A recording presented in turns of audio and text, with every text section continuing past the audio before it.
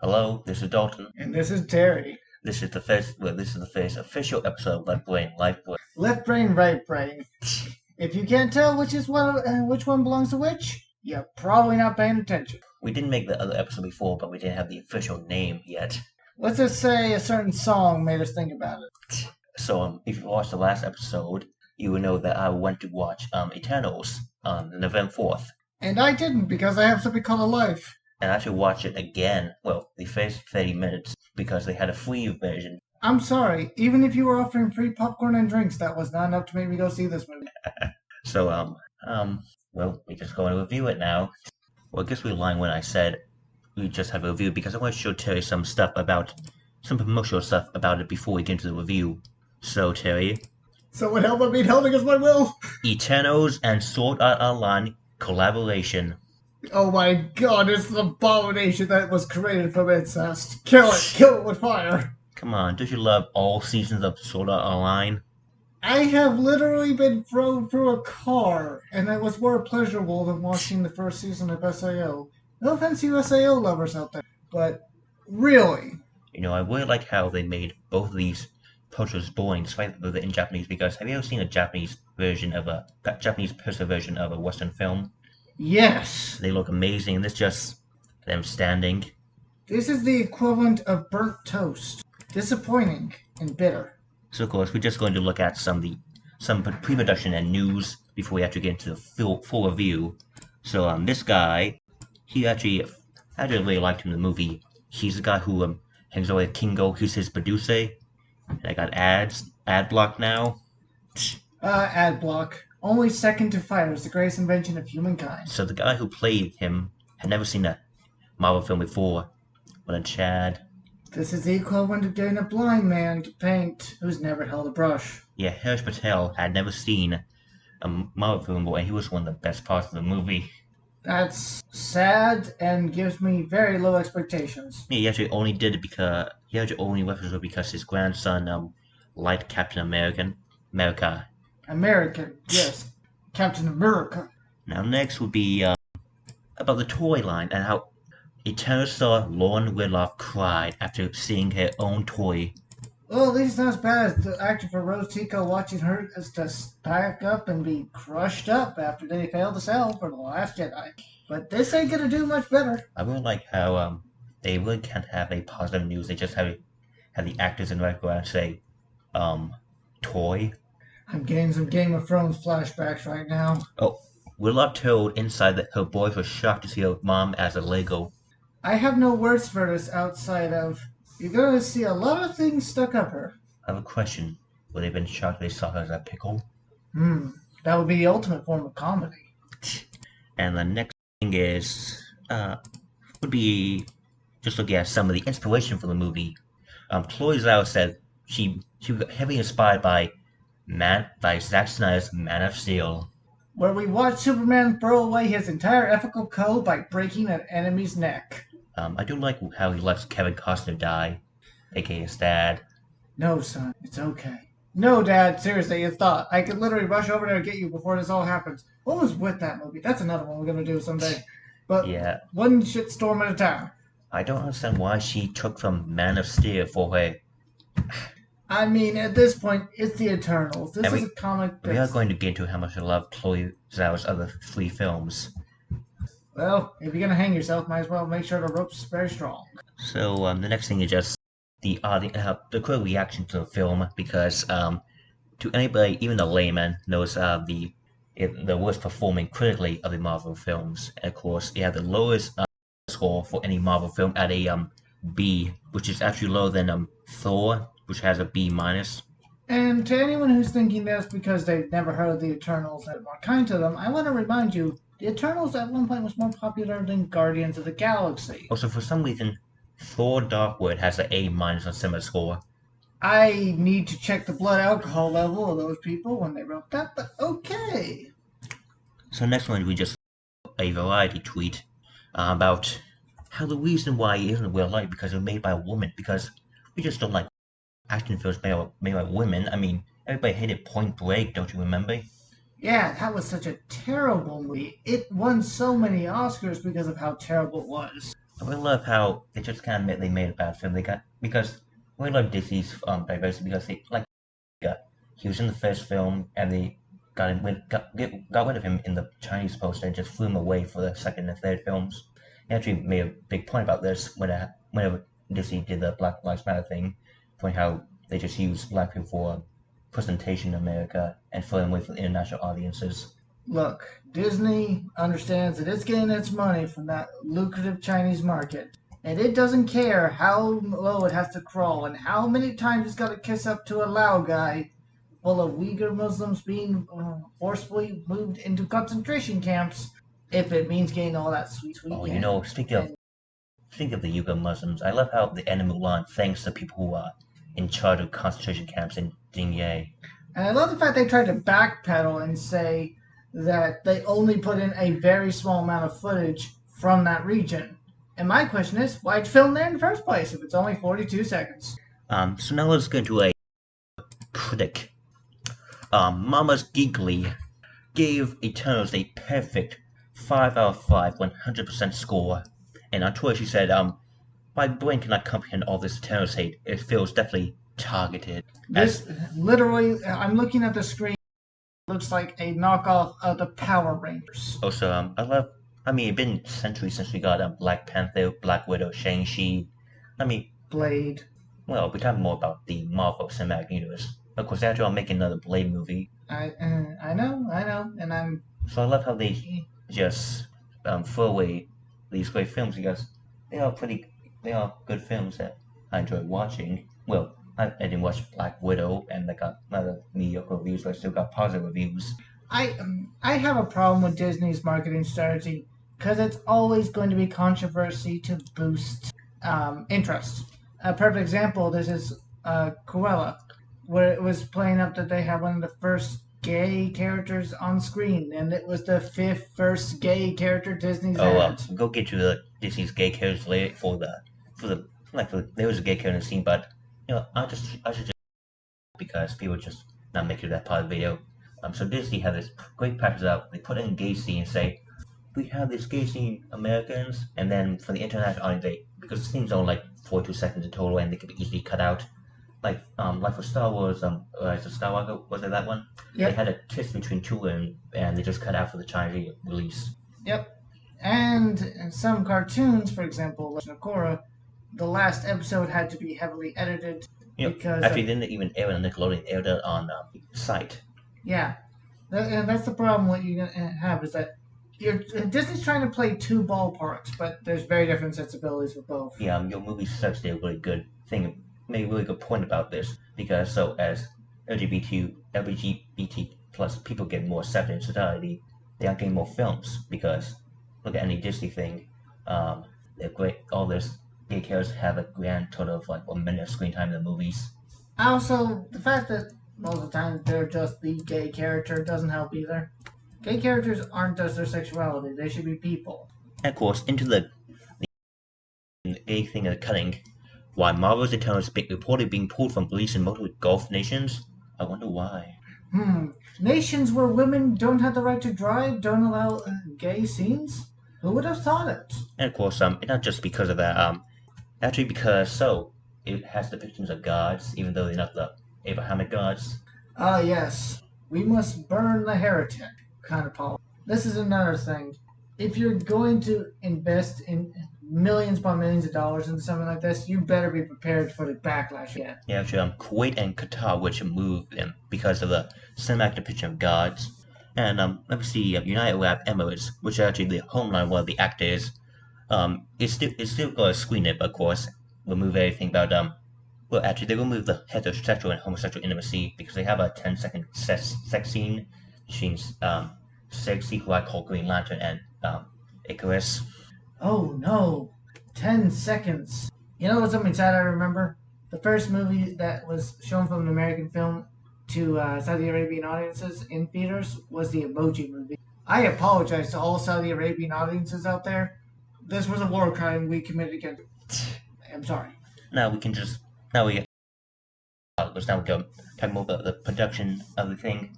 So of course, a thing that I really hate about modern Hollywood, they take these independent directors who make truly acclaimed films and just throw them into superhero films. Like you remember The Fault in Our Stars from 2014, I think. Mm-hmm. Really great movie based on a really good John Green book. And the director was Josh Boone, and he was set. And his next film wasn't for Fox. It was the New Mutants. It was it's supposed to be like a horror film for the X-Men franchise, but it was in Velvet Hell. Like almost release dates. It was. Honestly, the movie we got at the end was about the best you're going to get for 10 years of backsliding, budget changes, and constant interference. Yeah, so production of the film started in 2017 and it ended in 2021. With that, after multiple release date changes. And of course, that's a funny thing. So for the trailer for New Mutants, it actually didn't reflect the film at all because they made it look like the It trailer because it was popular at that time, despite the fact that the film is completely different. Marketing. And of course, a much more infamous example is the Fantastic Four movie in 2015, or as I like to call it, Fanforstic. Or as I like to call it, retinal cancer. It made by Josh Trank, who got made his first film, Chronicle, which was poorly praised, and they flew him to direct the Fantastic Four film, but it was a complete production nightmare, and we don't have enough time to just detail anything from that mess. Look, we're going to have more episodes, and we're going to have a lot of ideas. There's a lot of disasters out there. Look at Kathy Yan. She made Dead Pigs, which are like a documentary style film about dead pigs in a Chinese movie. And of course, she made the director of Bears of Prey, of course. And of course, that movie received mostly positive reviews, but the action scenes on that film were rather dull and bland, and that made it because she never had experience with action. Sad thing about Birds of Prey, and this is my honest opinion, Margot Robbie as Harley Quinn, she does a great job. She just has not a good movie to kind of springboard her character. And the actress they got to play Black Canary, really good. I just feel like she was in a bad movie. Like this movie had potential, but it didn't go anywhere. But had Ewan McGregor. Hello there. Hello there, General Kenobi. Oh Lord. And of course, the director we go be talking about the majority of this film, Chloe Zhao, and she has the most expansive filmography on the list of the other ones I just mentioned. She had made 3 films that were really great. I watched them all. The first one she made was Songs My Brother Taught Me about the Seahawks. And of course, it was clearly praised and made $100,000 at the box office. Not a really big hit. Then she made The Rider, which made $4 million at the box office. Significantly rise. And then she really broke out with Nomadland, which made like $50 million. Of course, the most significant thing it got was actually got 3 Oscars: Best Picture, Best Director, and Best Actress. So as you can see, this person had a really promising career. Everything was looking up, they were rising, and then comes the fall. Also, actually, a fun thing you told me at Nomadland. So, when they were getting the Oscar, wait, you can tell this part. No, you open up, you can do it. Okay, so they at the Oscar Awards, and before they did the ceremony, they kicked out all homeless people, and they gave Best Picture to a film about homelessness. And I wonder why they only got 10,000 views. It's funny how the guy who does the compression videos on YouTube got more. His average view count is higher than how many people watched the Oscars that year. Look, Hollywood, you can make amazing things, but at the same time, you are the lowest of the low. So, of course, now we can get right into the actual review part. So, let's get into the movie review, and before we start, let's get to the most important part of the movie, the runtime. Oh, goody. So, many movies have been made and destroyed by the runtime and editing. Like, something would be the DC films, they just destroyed films like Suicide Squad, Batman vs. Superman, Justice League. You can make a movie just with and you can break it just as easy. So, of course, the runtime of Eternals is 2 hours and 37 minutes, which is 157 minutes. I'd like to give you a short selection of some famous movies that are shorter than it. Downfall with 156 minutes. Gladiator with 155 minutes. Pulp Fiction with 154 minutes. The Dark Knight with 152 minutes. Avengers Infinity War at 149 minutes. 2001: A Space Odyssey, which I criticized for the length, is only 149 minutes, 8 minutes shorter than this one. Apocalypse Now at 147 minutes. Goodfellas at 146 minutes. The Shining at 146 minutes.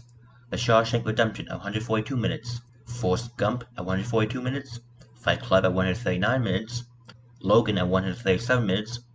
Terminator 2: Judgment Day at 137 minutes. The Matrix at 136 minutes. A Clockwork Orange at 136 minutes, Raging Bull by good old Scorsese, who hates every Marvel film and calls them amusement ride. I mean, they're the equivalent of a firecracker. They make a lot of noise and they're colorful and then they go away. And his film Raging Bull comes at 129 minutes, Spirited Away at 125 minutes, The Truman Show at 103 minutes, and Fargo at 98 minutes. See, this is why I didn't go see Eternals. I could have literally watched two good movies in the same amount of time for this pile of shit. So you could watch all of Fargo and like over halfway of it for a second viewing, and you watch that much. It just the one Eternals one time. Or you could equally hit yourself in the face with a bat, and you'll probably do less brain damage. Of course, this will be my second view because I looked at 30 minutes but I realized, this is boring. I warned you that it was going to be. I looked at the trailers and I was just like, oh my god, no. And the only reason I stayed for the first time was because I had to see everything for the review and the notes. He did it so you didn't have to. Give this man respect for being sacrificed. So of course now let's get into the movie itself. The many famous opening lines in media, like "Call me Ishmael" and "Moby Dick," is the best of times, the worst of times, in A Tale of Two Cities. As far back as I remember, I always wanted to be a gangster in Goodfellas. Now I want you to remember that no bastard ever won a war by dying for his country. He won by making the other poor bastard die for his country from Patton.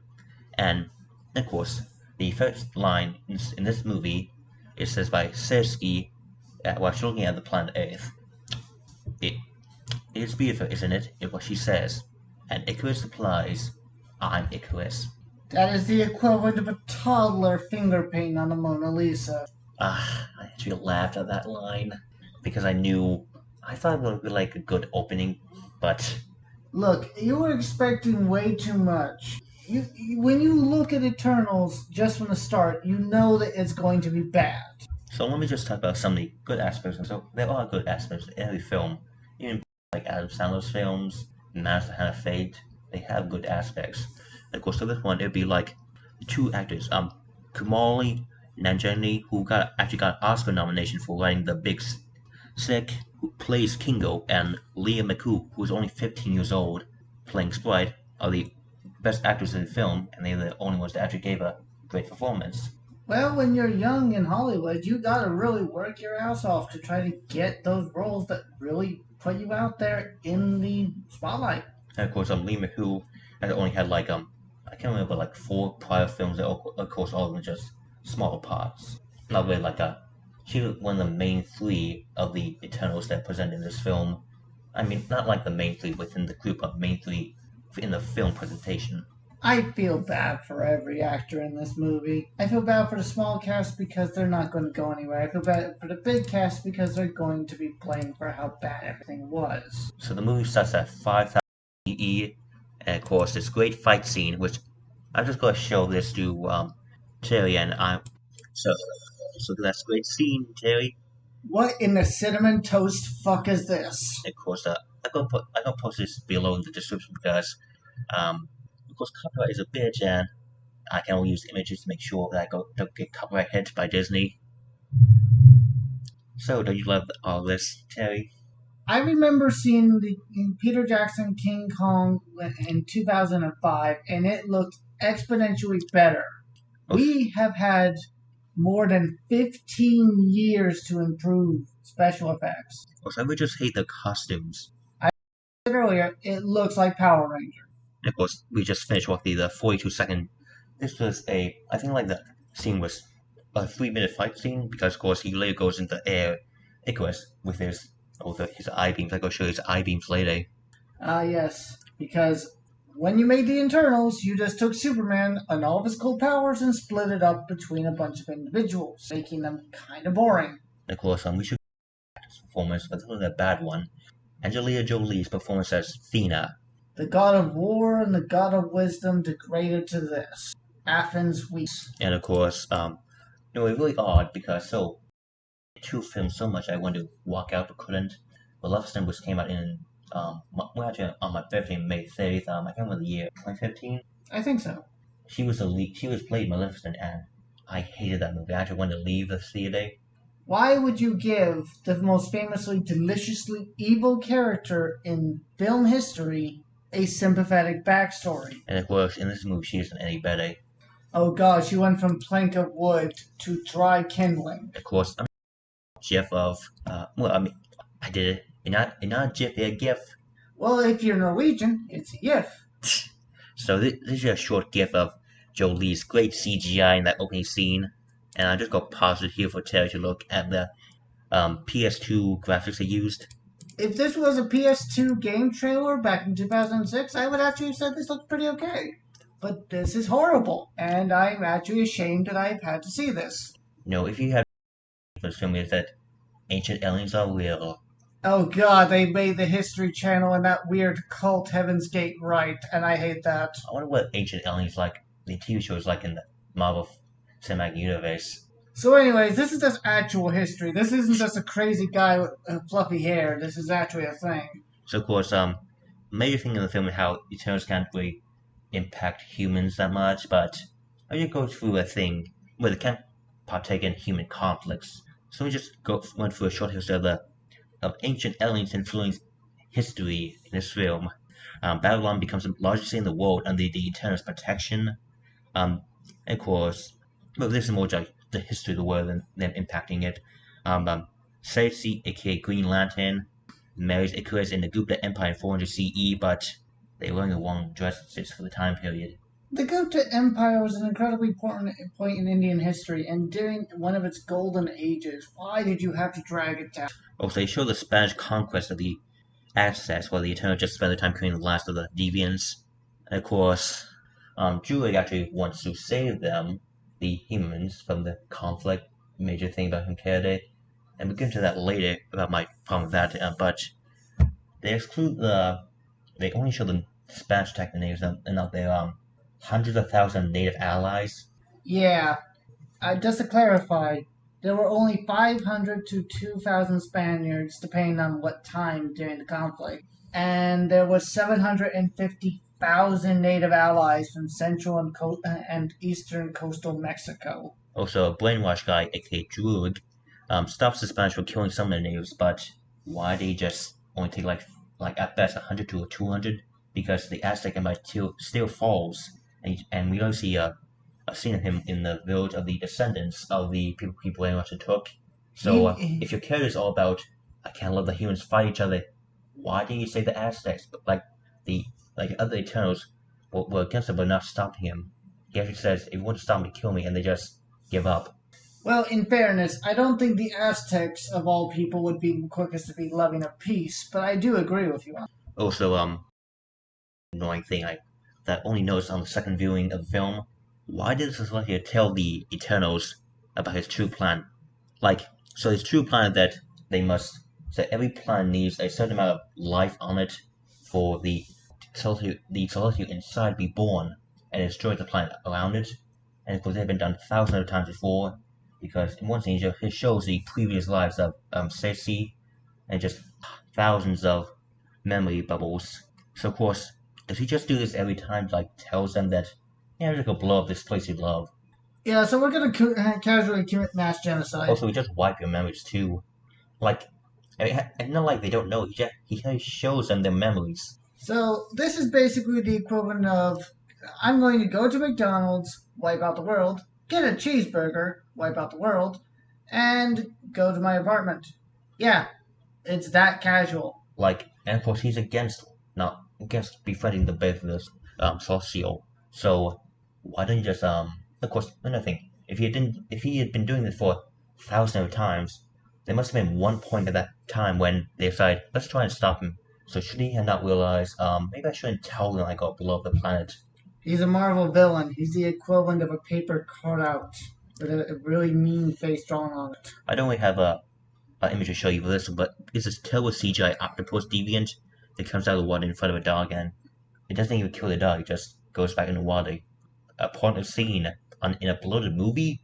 I can't believe it. Also, every time you describe them as animalized creatures, I'm just wondering, is this supposed to be a crack at furries?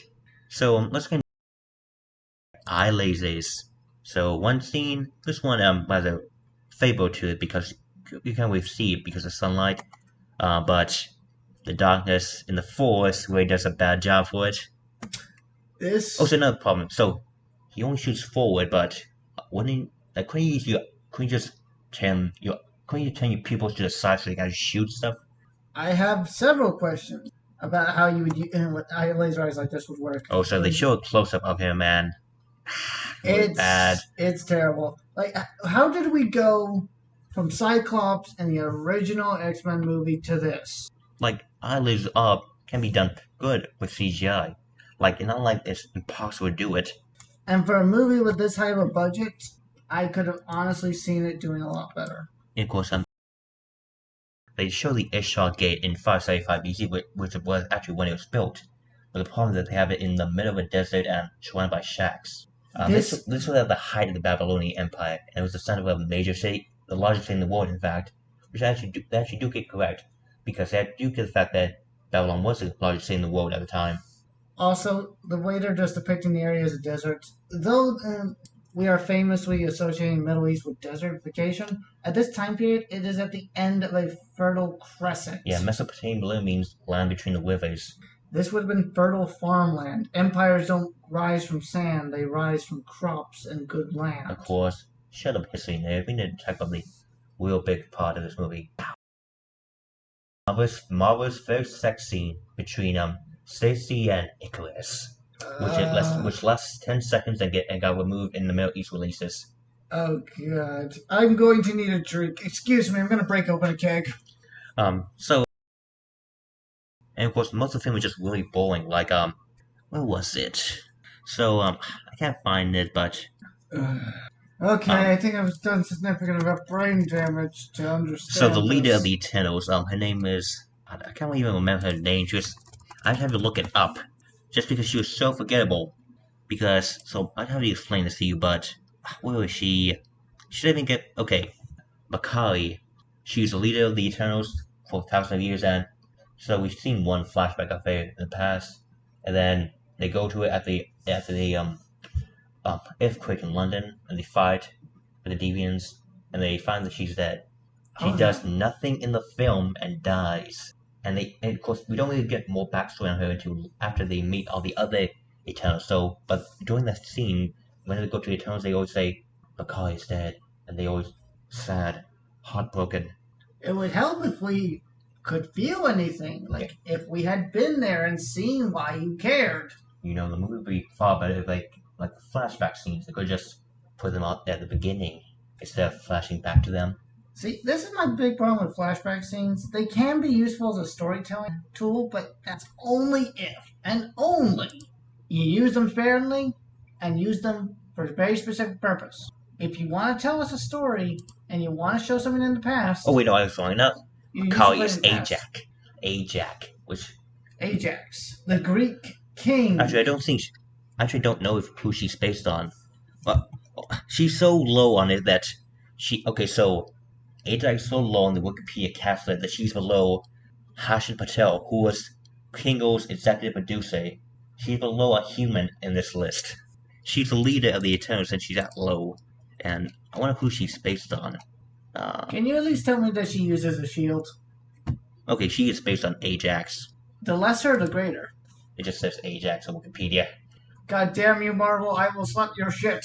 So, of course, also, the film is just really sloggy. They just go from scene to scene, finding the Eternals, like Gilgamesh, Druig, and of course, Makkari, she's the not blind, she's mute, and she's just on the ship and get to it at the very end of the film.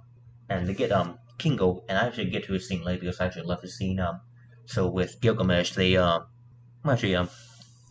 when they fight Nina, played by Angelina Jolie, so she has a problem. I should just tell you right now. So she was designed badly by the Celestial, and she still remembers her previous memories, despite the fact that when you take them out, like if you wipe a computer and just take that computer drive out and put in another one, it doesn't remember the stuff before. Like they're basically just robots. Yeah. A lot of this movie can just be, this movie would be very different to Celestial wasn't just a moron. I'm honestly just disappointed on how there's basic common sense of an evil overlord. Yeah, and like so how long is this film just really boring? I actually cut out 30 minutes of the film because so I actually looked down at my phone to see because I thought the film was almost done. It wasn't halfway done. You know you're in a bad situation when you're halfway through a film and you're, is it worth just walking out? And if you say yes to yourself, you're in a bad strait. So after that, she's past the time. I just started counting how much of this could be cut, and I got around 30 minutes. Oh, God. So Also, here's a question. If they have Gilgamesh, and I'm guessing he's based on the mythical he has figure, a strong fist. But do they make any reference to Ikadu, like in the actual legend, or nah. oh god, Now also Druig seen an Aztec here because he gives the most flat performance, the most he actually somehow makes an overdramatic, melodramatic, underacted performance. He overacts and underacts at the same time, and has a melodramatic and not enough dramatic performance at the same time. It truly is the best and worst of times, therefore making this film a great subversion. I swear if you try to pull a Ryan Johnson on me, you will not be living by the end of this video. So of course, go and find Druig in his Jonestown. I mean, he just brainwashes people. So it basically is just Jonestown, even in South America. Well, I guess Central America. And my concern for this film just raised by Also, 50%. it follows. So he brainwashes them to fight the deviants, then they are killed by the deviants. So he has brainwashed followers who willingly let themselves die in a Central American Jonestown. This is sounding more and more akin to South American North Korea. Yeah. So during this fight with the deviants, Gilgamesh becomes second eternal and the last one to die in this film. Gets himself slipping up is the best description of what happens because they just shoves their tubes into the guy and slips up his old juices. Kinky. Also, so the deviant actually learns how to speak after slipping up Gilgamesh, and for some reason, so he knows that the important part, the deviants are created by Celestial to wipe out all predators on the planet so the more intelligent life can develop, and the Eternals are sent to wipe out the deviants because the deviants would just attack the intelligent life. And of course, the deviant, the one that learned how to speak, he's evil because the Eternals were sent to kill them, all his people. But the Eternals not fighting against the Celestial, so why are you against the Eternals now? This is stupid. Also, here's a question. Why did you even need the deviants? Why not just send the Eternals to kill the large predators to give intelligent life a better chance? And of course, I really loved it because it was the Bollywood section. And I actually thought I would before I watched the film that I would actually hate it. But actually, I really loved it. It was entertaining. And I should just show Terry this. I'm seeing. Wait, that's just an ad. So here it is. It's a really good Bollywood production. Well, Bollywood's actually pretty fun to watch. Yeah, I really love Bollywood films. At least they're honest about what they're trying to do. Oh, so this one. So if you watch, I have to get to color palette the rest of the movie later, but it's colorful, dynamic. It has a lot of dynamic movements. The use scene of light is actually pretty good. And of course, we can't really get the full scene, but you saw that from Terry. Yeah, that was. You get the full impression of that ending scene. Honestly, if they had just made the movie based on the Bollywood, I actually kind of think it'll be good. Now let's look at the exit out of the Google Doc.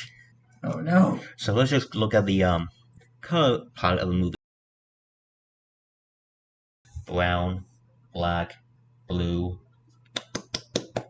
Meanwhile, the Eternals are famous for being these bright, colorful. Jack Kelly was an incredible artist, and he actually made the Eternals in the 1970s, which caused him to have that 1970s psychedelic wave, like very colorful, very detailed, and the audience would see this. Like, just look at these, the 6 Eternals you're currently looking at. Because, I think, yeah. So I know the blonde guy in the Superman outfit is Avi Icarus. I'm guessing Cersei is the blonde in the center. Cersei, I think, is a. Not Cersei. Sorry, Athena. Probably. I don't really know about. I never read the comic, but I do like just looking at the images, and of course the details seem like the detail is unimaginable. And it's got this weird but oddly fascinating kind of biomechanical inspiration.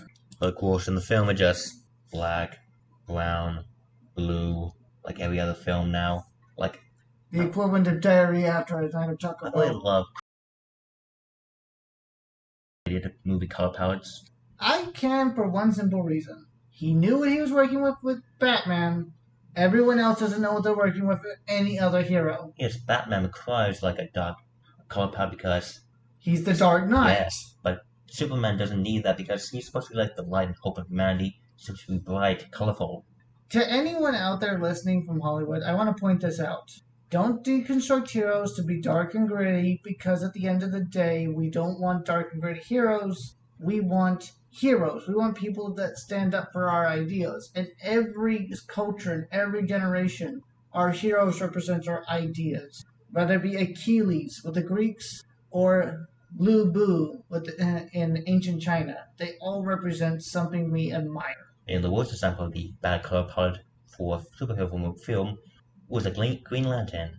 His name is the Green Lantern and it's almost entirely dark. Yes. You actually need to brighten up the screen to properly watch the film. Of course, we're just not get into the audio problem because my dad is hard of hearing and he just needs the subtitles on for the entire film. That movie single-handedly nearly ruined an entire career. Yeah, so back into the movie. So she gets a special orb thing from Ajax's death, and now she could talk to Celestial directly. And he just gives this giant exposition dump, which lasts 5 to 10 minutes. Oh God, he's got the after Thanksgiving exposition dump. Tell me, do you not realize a great plan to create life after life after life? Now, of course, you are an enemy of mine, so let me just explain to you my entire evil plan. Ah yes, evil villain trope number 273. Explain your plan. Of course, so they got teamed up to stop him, and they finally show the flashback where Icarus goes to meet Ajax, and she actually tells him that she knew that Celestial were going to destroy the world for 1,000 years, but with 4 days left, she said, "I think we will stop him."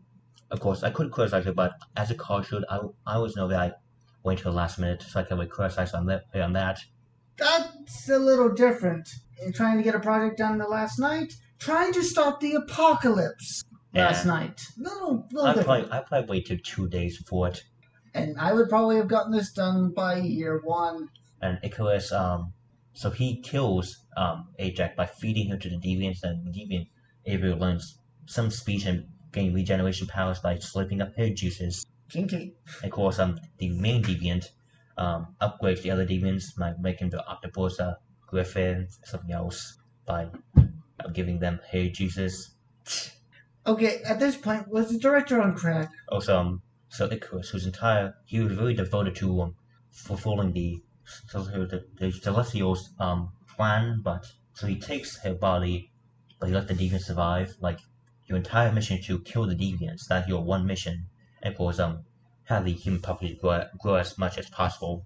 But you let the deviants live, and you just drop Ajax in a North Dakota farm, I think, or South Dakota. I can't remember which Dakota. Look. And of course, after dropping her off, he uses eye beams to just you killed and you show no remorse for the rest of the film, but you don't show remorse for this one scene. The hell is wrong with everything you just said? And of course, I'm sweating. So she's 15-year-old appearance, but she's actually 1,000 years old. She just because the Eternals just basically just robots, they don't age. So she's like as 15-year-old and has to actually use her illusionist magic to pretend to look like an adult for like there's a funny scene where a man at a bar touches her illusionist hand and it goes through it and she says just drink too much and leaves. And of course she has a affection for Icarus and she betrays the other Eternals to help Icarus. I don't like where this is going and I'm slightly concerned. Don't worry. They just going to sit and wait for the world to end as they watch the Celestial come out of a volcano. Okay, we wait from pedophilia to apocalypse. I don't know if that's no, she's a 7,000-year-old dragon. Cut that out with that bullshit at this moment right the fuck now. So of course, Icarus decides to leave you alone, not just kill you like he did Ajax. So he just goes to the place and what? The other Eternals came here to stop the Celestial? What? It's only not like it was their plan to do so. The literal equivalent of I kind of forgot about the problem. So of course, Julig, his brainwash guy, he actually succeeds in limiting the socio a little bit, but he gets knocked out by Oh wait, before I need to tell you the most important part. Actually, I can't believe I forgot about Hiroshima. I kind of wish you did. The black gay guy finds some weaponization. He advances human technology, and so they eventually advance too much to finally make the nuke. And at Hiroshima, for some reason, a black guy is just in Japan in 1945. At Hiroshima, and says, "Oh God, what have I done?" I have several questions. Japan was highly xenophobic at this point. Well, they still are. Okay? I mean, to the point that if you saw an African American man walking down the street in Tokyo in 1945, I don't know if he would have even made it down the street before he was arrested by the Kempe Tai. And of course, 4 minutes later, they just make a general Marvel joke. How good a Marvel derailing line to lighten up the mood after the nuking of Hiroshima. Yes, 200,000 people plus dying in a horrifying irradiated hell. Let's crack a joke. And of course, they have a little gay scene for him and his husband. They just cut out for the National Police, of course. No, you cannot show love in a different form. This is not allowed in country of unspecified origin. So of course, Icarus goes to fight out the other Eternals, and they have a CGI end fight scene in a Marvel film. How original! Never seen that before. Do they also have a sky portal? Actually, I didn't try to remember if they actually did. They might have. And of course, the black gay guy makes these rings that combines the powers of the Unimind. The Unimind, that's his name for it. Oh, Lord. And of course, if you win, you give your power to one Eternal. But of course, because the Sprite refused. Of course, that doesn't really matter when I could bring that back up again. So, wait, how many rings were there? Enough for all of them. Okay, I was curious if it was 10 rings, and that would have explained things. And of course, Sprite, she stabs Zacy, and it's really funny, but so Drew comes back and knocks Sprite. So I just go read verbatim from my notes. 15-year-old playing Sprite stabs Green Lantern. Drew knocks Sprite out with one hit, and it's so fucking hilarious. It's like a tiny, I don't know, like a big rock. It's like smaller than the palm of my hand. This is the equivalent. It's just the bonk sound effect. If you've ever seen It's Always Sunny in Philadelphia, and you know the scene I'm talking about with the fighting of kids, yeah, sounds about right. Oh, so slip up Athena because I wanted him to get Angelina Jolie out of the film, but so they have this small silent scene. She comes closer, apparently slip her up, and she just cuts head off. Just very anticlimactic. But one of the villains in the movie, what was the point of this villain? They don't even need him. They should just have get killed by demons, and Icarus kill the deviants. But you could save so much time in this film. Just like actually made me mad that look, there's a simple reason. They were fucking stupid and didn't know what the hell they were doing. Like he even more useless than Ultron. Oh my god! Don't even bring that back up. All right, I'm just gonna pull the brakes on this for a second and just state my thoughts at this. It sounds like this movie is a bloated, carrion-filled eyesore that is more pain to be in than not, and I'm scared how this ends. By the way, I only enjoy the end fight scene for the wrong reasons because of the Sprite bonking scene. Also, so for some reason, Icarus, the strongest of the Eternals, is able to be held down by the black gay guy with the magic techno rings. Like, why didn't you do that at the beginning of the fight scene? I don't know. This is always one of those questions of if you could have done it, why the fuck didn't you? Also, so Cersei, who has the power to turn inanimate objects into other stuff, finds out that she can find some MacGuffin. She can turn organic life into stuff too. So she turns the Celestial into a ice creature. No, not ice creature, ice. And so Icarus, he comes up in front of it, and he just wants to do it. He actually, I should bring up the sex scene again. So at Babylon again with the ship, because they're buried underneath, and just walks out to where he has sex like 7,000 years ago, and just leaves. Like I think that, and he was just simping. Like Sprite is the superior person. She's better at acting. She's more loyal. She actually falls for the mission, and she actually wants you. Like Stacy left, like you left Stacy thousands of years ago, and just met each other.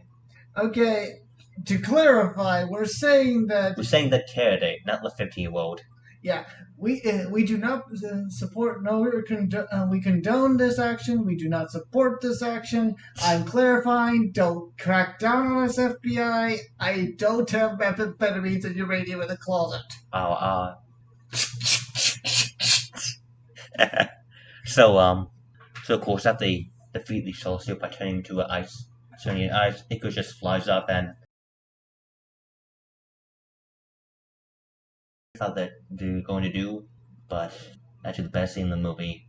Icarus flies too close to the sun. He flies into the fucking sun and kills himself. Let me just read my notes. Icarus fucking kills himself by flying to the sun. He flew too close to the sun. Did they not understand the parable? It would have been more apt if he drowned himself. I had to agree with because if I was in a Eternals film, I'd want to kill myself too. Alright, fair enough. I can't blame the guy for wanting out.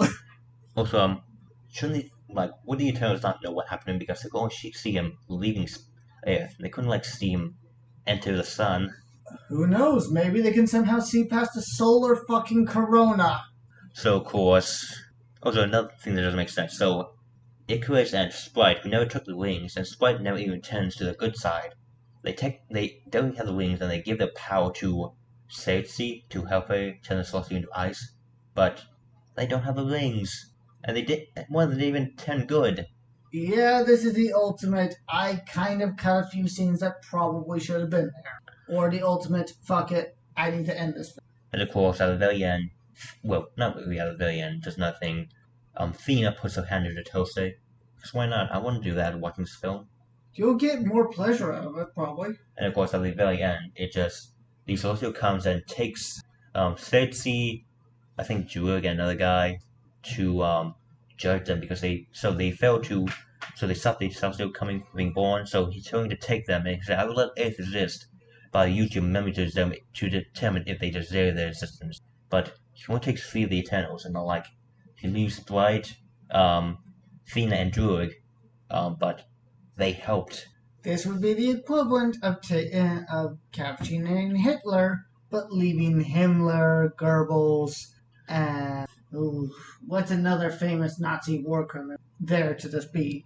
So now the end credit scenes. There are actually 2 mid credits and post credits scene. So for the mid credit scene is Harry Styles with I don't even know what the British guy that was his jester.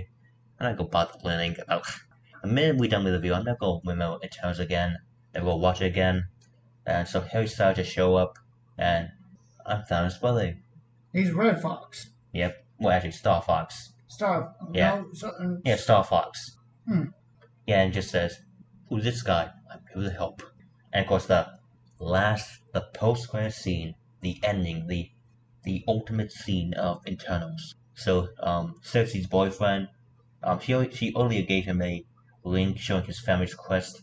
At the end, he picks up a sword. Well, he wanted to tell. Well, before she got taken by the sorcerer, he wanted to tell her something because of his ancestry, and he reveals at the end with his sword coming out that he's the Black Knight, and there's some mysterious voice about it.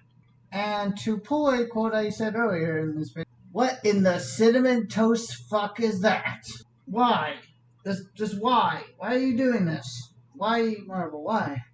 So let's just talk about our final thoughts of the film, and well, Ted, you can first decide. I'm doing my review last, and you can go first because I just spent the entire thing explaining it to you. So what would you give it out of 10? Can I give it a negative?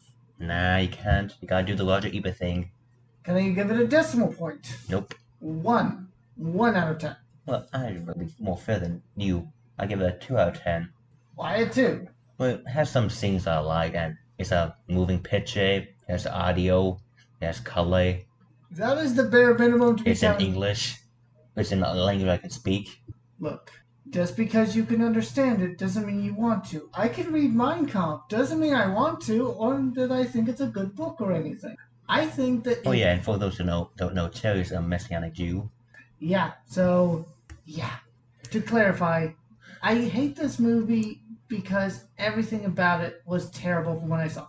Of course, basically I don't. Of course, I had a problem during the review. I can't remember the character's name because they had no development. Like only Sprite and Kingo had development. It was just, what if Superman was a bad guy for the millionth fucking time?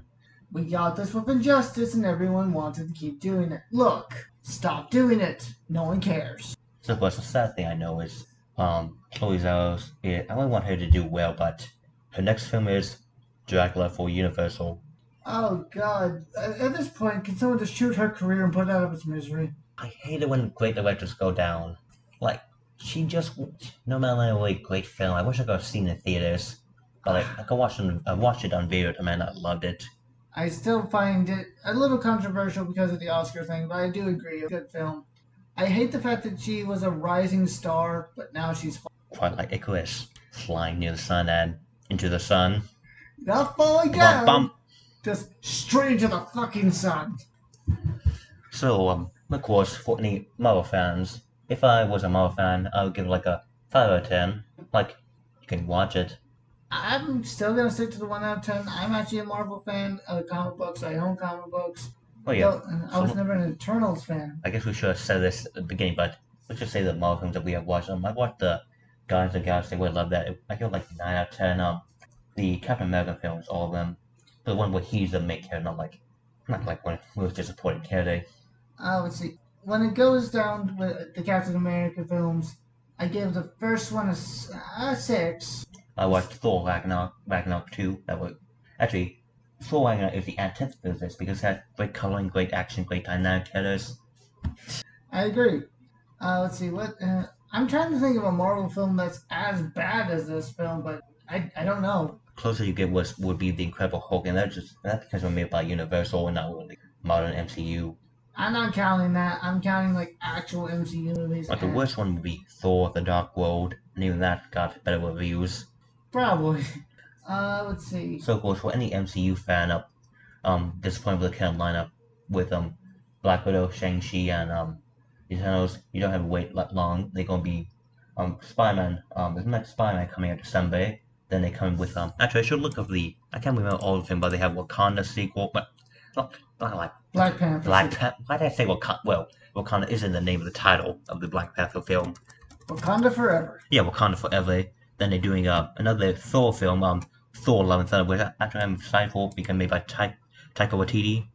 Actually, fun fact: Taika Waititi is a Maori who is Jewish. A rarity, but not unexpected.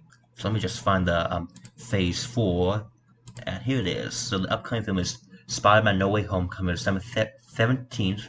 Doctor Strange: The Multiverse of Madness coming out May 6, 2022. Thor: Love and Thunder, July 8th, and Black Panther: Wakanda Forever coming out November 11th. So of course, Marvel made some missteps this year, but they're gonna get back on their feet. They have 4 tentpole films of main characters coming out. Much like everything, it doesn't matter how many times you get knocked down. It just matters how many times. And of course, they're gonna make the Marvels in February 17, 2023. But even if that were to have a disappointing result, Guardians of the Galaxy Volume 3 and Ant-Man and the Wasp: Quantumania would come out immediately right after that. So Marvel is really lucky because of how they utilize the tentpole figures to maintain the franchise, even if they misstep with a side project like Thor sometimes. another important thing we should point out is that ever since Marvel got done with the Infinity Saga, as it's come to be known, they've really had a hard time getting the next phase going. So hopefully these next set of films will really pick back up and we'll actually get some good filmographies going. No film I'm excited for besides Thor: Love and Thunder is the Fantastic Four.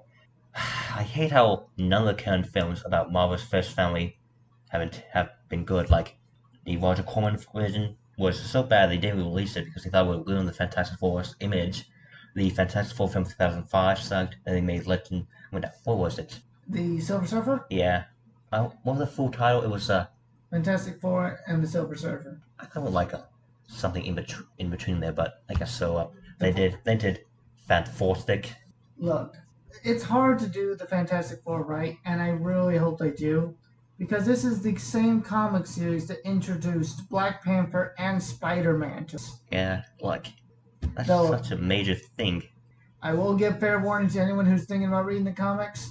the one introducing Black Panther did not age as well as it might have. This is just the end, and we just talk about tangent things.